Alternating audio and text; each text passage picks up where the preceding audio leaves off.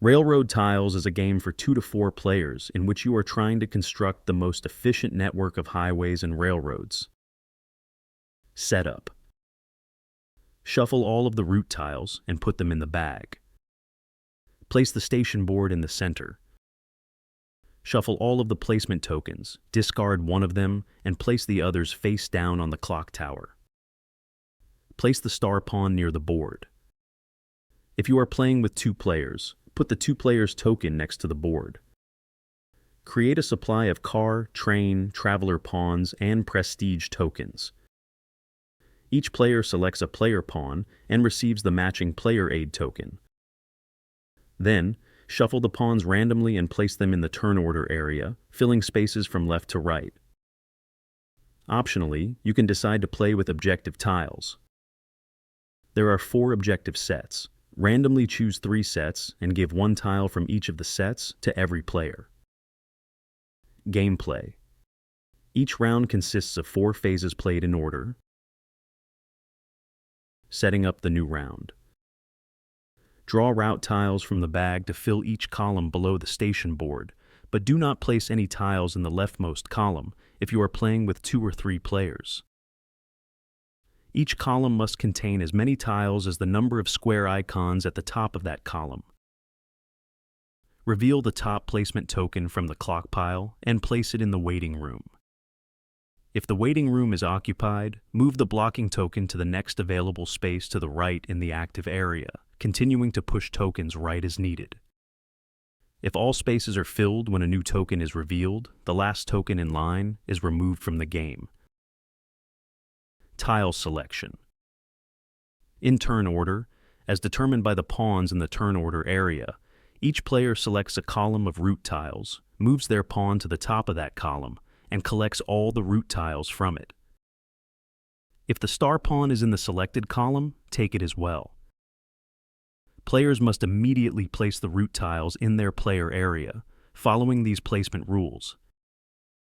Each tile must connect by at least one side to a pre-existing tile, except for the first tile placed.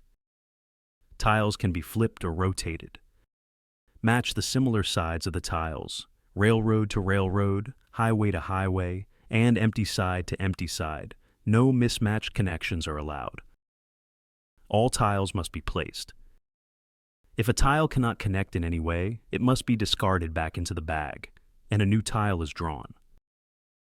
Twice per game, players can reject a tile if it's not beneficial, keeping it aside to track rejected tiles. Pawn placement. After all players have placed their tiles, check the placement tokens in the active area. Each player may place 1 pawn from the general pool on any tile with a matching empty pinpoint for each placement token in the active area.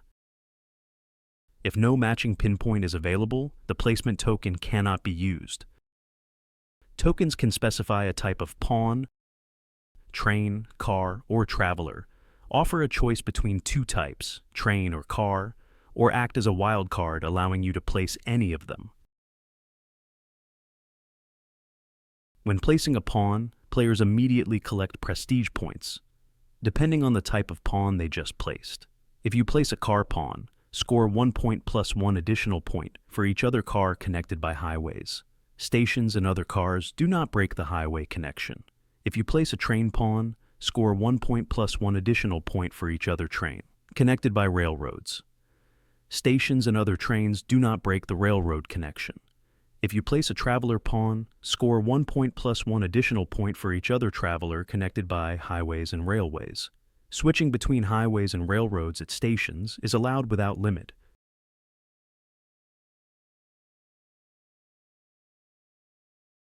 Some tokens also have a flag icon, which is only relevant when playing with objectives.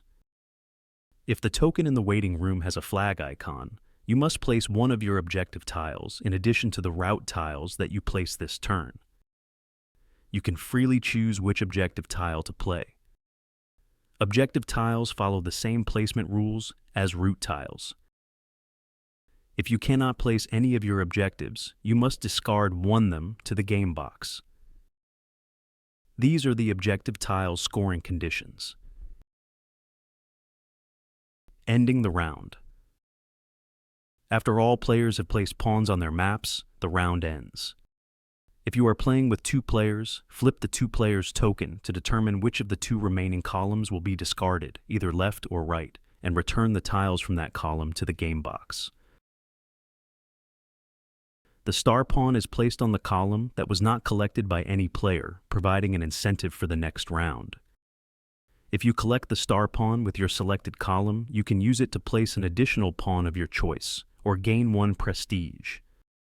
The star pawn cannot be stored and will be placed on a new column at the end of the next round. Finally, reorder the player pawns in the turn order area on the station board according to the number of tiles taken, with the player who took the most tiles playing last in the next round. End of the game. When the last placement token enters the active area, the final round begins. After this round, the final scores are calculated. You score the points from your prestige points. Additional scoring is based on the city presence and territory structure on your map. Cities.